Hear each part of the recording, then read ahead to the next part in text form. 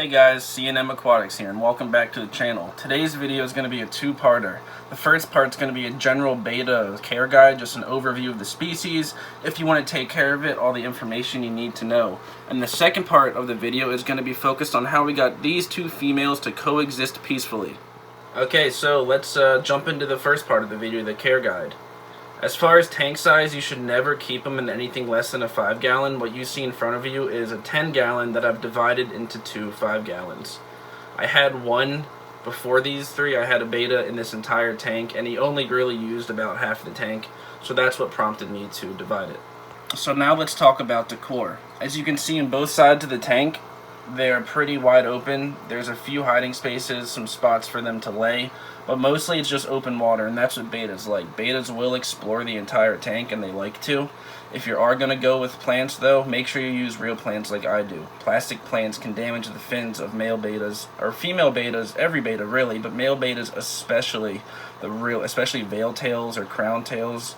The really long flowing bettas can have their fins damaged by rubbing up against a plastic plant, so be aware of that, guys. Moving along to the filter, not anything crazy, just a normal sponge filter.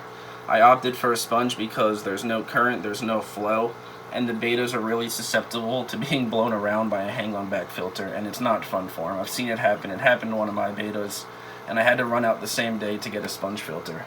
That was when I was just first getting into the hobby. Obviously, I learned very quickly. But yeah, if you're getting a betta fish or thinking of getting one, make sure to get a sponge filter if you can. If not, get your hands on a low-flow betta certified filter. Bettas are a tropical freshwater fish, meaning they have to be kept around 78 to 81 degrees Fahrenheit. So make sure you get the right heater for whatever tank size you're going to be keeping your bettas in. Changing the water on a betta tank, I would not recommend using distilled water because it lacks natural minerals that fish need. What I would recommend is using tap water and adding, my favorite is Chem Prime, but any sort of dechlorinator or water conditioner to the water. This is what I feed my bettas. Cobalt tropical ultrafine pellets. I used to use these, but these were actually too big for my female bettas, and they would get them into their mouth, but they wouldn't be able to swallow them. So I switched to these. They're really small and they're amazing. Here, I'll show you how much they love them. I'll put just a little sprinkle in there right now, a little demonstration.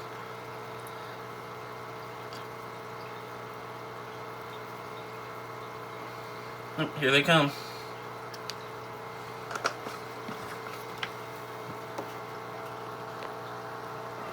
Oh yeah. So they love this food. I would totally recommend it. It's pretty good and it's pretty healthy, and a lot of people seem to love it as well. As a treat, once a week you can feed your fish frozen bloodworms. I buy the multi-pack of the little frozen cubes, and what I'll do is I'll take the cube and I'll toss it into a paper cup with a few squirts of water, and it'll dissolve the ice, and it'll leave me with basically a pile of thawed out bloodworms, and with tweezers I'll pick them out one by one and drop them into the tank, and the fish love them. So bettas are very territorial. I would not ever recommend keeping two males together. I do have two females on this side. I would not recommend doing that either unless you are more experienced with the hobby, because it is a trial and error process to get it to work. But generally, overall, never keep male bettas together, and I wouldn't recommend keeping female bettas unless you are experienced and know what you are doing. Now it's time for the second half of the video, how I got these two females to live with each other peacefully. Originally, this whole 10-gallon was for the first fish I ever had. He was a red half-moon male betta. As he got older, we divided the tank into two halves because he didn't really use the whole tank. After he got old and died, we went out and we bought this white female. This white female is absolutely gorgeous. When we got her, she was just a small fry, about 1.5 inches long, all white. Now she's white, blue, and black with a koi pattern, and I could not have been happier with how she turned out. Hopefully I can get a better shot of her as she comes out. I love it. For a while, it was just her in this tank on that side. For about 2 months after we got her, we had been doing research on how to keep multiple female bettas together. The original plan was to pull out the divider and have all three live peacefully side by side. I mean, not side by side. All three live peacefully together in the entirety of the 10-gallon tank. Unfortunately, that plan did not pan out like we had wanted it to. This female was so aggressive. Anything that came anywhere near her, anything that she could set her sights on that was moving, she would dart across the tank and go after it unprovoked. So we were not able to keep her with anything. There was some fin nipping. She did take a chunk out of one of the other Betta's fins. It did grow back. So I put the divider back in, and I thought maybe these two could coexist since they look so identical. And for a little while, I kept one in a breeder box at the surface for a few days, and I allowed one to swim around the tank. And this allowed them to see one another without actually getting too close to attack.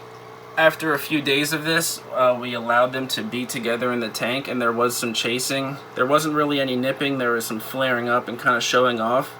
But after a while, they started to do this after about a week. They started to swim side by side, they started to hang out, and they started to eat next to one another, which was a great sign. And with that being said, I had two female bettas living side by side in harmony. I hope you guys learned something today by watching this video. Remember to like and subscribe and follow the channel. You can hit us up on Instagram or Twitter as well to keep up to date with all of our videos. On Instagram, I'm always posting about what I'm doing with my fish, all my fish tanks, whatever I'm up to that day. So make sure to check it out. It's a really great time. And once again, guys, thanks for watching.